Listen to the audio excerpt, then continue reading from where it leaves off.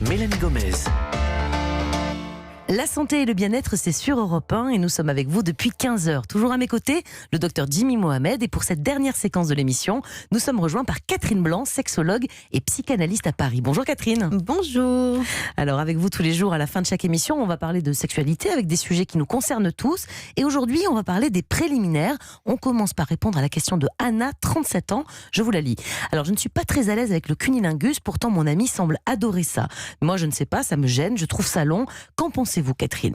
Bon, on va essayer de répondre à la question d'Anna. Catherine, est-ce qu'il y a beaucoup de femmes comme elle qui finalement n'aiment pas le cunnilingus? Absolument. C'est pas nécessairement. Alors il y a celles qui n'aiment pas, qui disent ne pas aimer, et puis il y a celles qui, comme Anna, disent je ne sais pas trop. C'est-à-dire qu'elles sont assez indécises, elles savent pas très bien qu'en faire de cette histoire-là. Qu'est-ce qui leur plaît pas? Qu'est-ce qui les dégoûte à ces femmes-là? Parce qu'elle a dit, moi je sais pas, ça me gêne, on sait pas trop si c'est...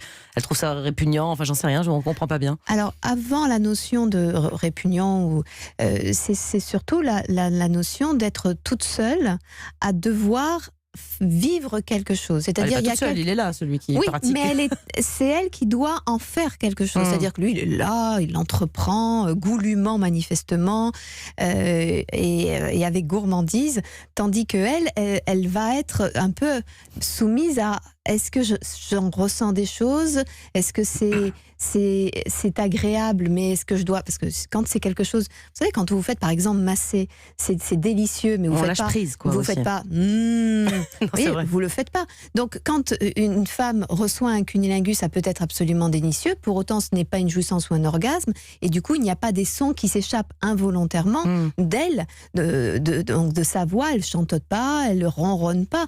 Donc, souvent, il y a une idée que c'est bon, mais comment je le signifie sans que mon partenaire s'inquiète, qu'il continue, comment je le guide, qu'est-ce que je dois en faire, est-ce que ce qu'il voit, ça aussi c'est important, est-ce qu'il voit est convenable, puisque les femmes ne se regardent pas entre les jambes, elles ne se voient pas entre les jambes, même si elles ont pu faire l'expérience du miroir.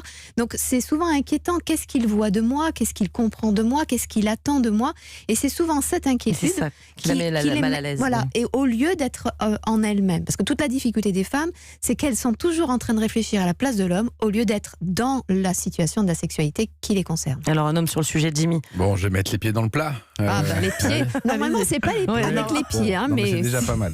On a compris de quoi on parlait, Jimmy. Est-ce que Anna n'aime pas le cunnilingus parce que son ami s'y prend mal finalement? Est-ce que ça existe des femmes qui n'aiment pas ça, ou au contraire c'est juste une mauvaise technique de la part de leur conjoint ou conjointe? Bon, il veut la méthode là. Alors c'est vrai qu'il y a autant de techniques qu'il y a de femmes, parce que certaines vont aimer de façon très délicate, d'autres de façon très pénétrante, d'autres de façon très goulue, très goulu. Plein de salive, d'autres aidés de doigts.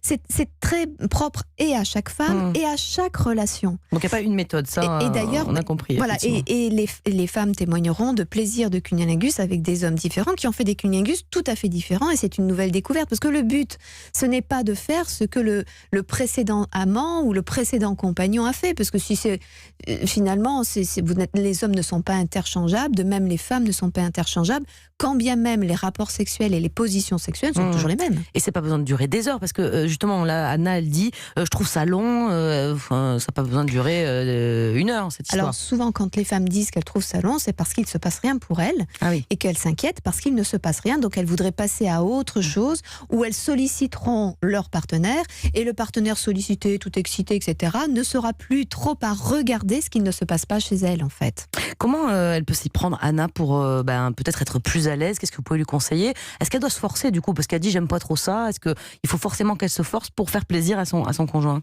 En ce qui me concerne, contrairement à certains de mes confrères, je considère que l'appétit ne vient pas en mangeant, donc ce n'est pas en se forçant qu'on finit par prendre du plaisir. Si ce n'est de bousculer sa pudeur, certes, mais pas se forcer, parce qu'en se forçant, on finit simplement par enclencher un processus défensif psychique qui va au contraire aggraver le côté d'inhibition. Donc on se force pas, on a compris, Jimmy? Qu'est-ce qui peut gêner les hommes dans ce rapport sexuel, et des hommes qui pourraient aimer avoir des fellations, mais qui refuseraient de faire des cunnilingus. C'est pas un peu bizarre? Non, ce n'est pas bizarre parce que c'est difficile d'aborder le corps de l'autre. Le sexe d'une femme, c'est aussi justement des sécrétions, des lubrifications. De même qu'il y a des femmes qui font des fellations mais qui ne peuvent pas imaginer une seule seconde avoir affaire avec le sperme. C'est aussi une question de l'odeur du corps de l'autre. On n'est pas toujours très tranquille avec les odeurs corporelles des uns et des autres. Pourtant, on peut vouloir être complètement embrassé, caressé, léché soi-même, sans pour autant être apte à cela. Et même, ça se passe même dans les baisers. Il y a des gens qui n'aiment pas du tout avoir affaire avec la salive. Merci beaucoup Catherine pour tous ces conseils et donc à demain.